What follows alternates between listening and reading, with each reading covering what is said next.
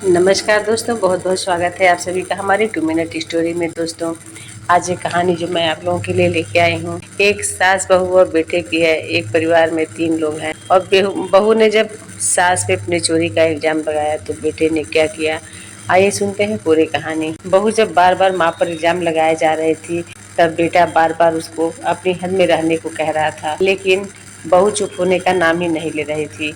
वह जोर जोर से चीख कर कह रही थी कि अंगूठी तुम्हारी माँ ने ही चुराई है। उसने अंगूठी टेबल पे ही रखी थी और उसके अलावा और मेरे अलावा घर में दूसरा कोई नहीं आता है। अंगूठी हो ना हो तुम्हारी माँ ने ही उठाई है, चाहे मानो चाहे ना मानो। बात जब बेटे को बर्दाश्त नहीं हुई तो उसने अपने पत्नी के गाल पर एक जोरदार तमाचा दे मारा। अभी 3 महीने पहले ही तो शादी हुई थी। पत्नी से तमाचा सहन नहीं हुआ, वह घर छोड़कर जाने लगी और जाते जाते पति से एक सवाल पूछा कि तुमको अपनी माँ पर इतना विश्वास क्यों है। तब बेटे ने जवाब दिया। उस जवाब को सुनकर दरवाजे के पीछे खड़ी माँ ने सुना तो उसका मन भर आया। पति पत्नी के इन बातों को सुनकर बेटे ने बताया, जब मैं छोटा था तब मेरे पिताजी गुजर गए। माँ मोहल्ले के घरों में झाड़ू पोछा लगाकर जो कमा पाती थी उसी से एक वक्त का खाना आता था।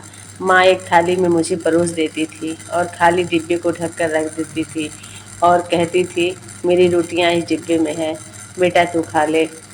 मैं भी हमेशा आधी रोटी खाकर कह देता था कि माँ मेरा पेट भर गया है, मुझे और नहीं खाना है। माँ ने मुझे मेरी जूठी आधी रोटी खाकर मुझे पोसा पाला और बड़ा किया।